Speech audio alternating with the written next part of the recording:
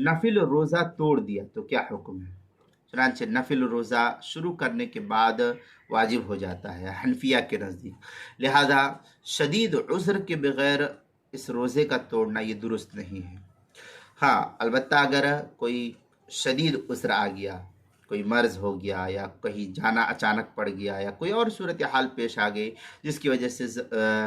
रोज़ा तोड़ने की नौबत आ जाए, तो उस वक्त रोज़ा तोड़ने की इजाज़त होगी, लेकिन तोड़ने के बाद में जो है उस रोज़े की क़ज़ा उसके ज़िम्मे वाजिब हो जाती है। फतवा आलमगीरिया में है ज़कर राज़ी अन अस्हाबिना अन अफ्तार बग़ैर उज़्रिन फ़ी सौम ततव्वुअ ला यहिल्लु व ज़ियाफ़तु उज़्रुन। ये फतवा आलमगीरिया की इबारत है, पहली जिल्द सफ़ा नंबर 208 जो मकतबा रशीदिया कोयटा बलूचिस्तान का छपा हुआ नुस्खा उसके अंदर। दूसरी सूरत ये कि शदीद उज़्र ये है कि मसलन ऐसा कोई मेहमान आ जाए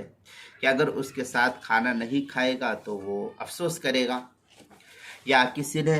किसी करीबी अय्ज़ा अक़रबा रिश्तेदार या दोस्त मुहिब में से किसी ने जो है दावत दी,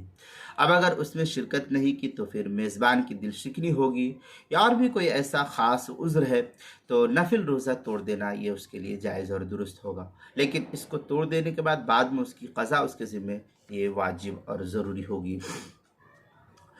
फतवा आलमगीरिया में क़ालू वस्सहीहु मिनल मज़हब अन्नहु इन काना साहिबुद्दावा मिम्मन यर्ज़ी बिमुजर्रह। ये इस तरीक़े की इबारत फतवा आलमगीरिया पहली जिल्द सफ़ा 208 जो मकतबा रशीदिया कोयटा बलूचिस्तान का छपा हुआ नुस्खा उसके अंदर। इसी तरीके से रोज़े के मसाइल का इंसाइक्लोपीडिया उसके हरूफ़ तहज्जी नून उन्वान है नफिल रोज़ा तोड़ना, सफ़ा नंबर 199 और सफ़ा नंबर 200 पर जो है इसको काफ़ी तफसील से नकल किया गया, वहाँ देख सकते हैं।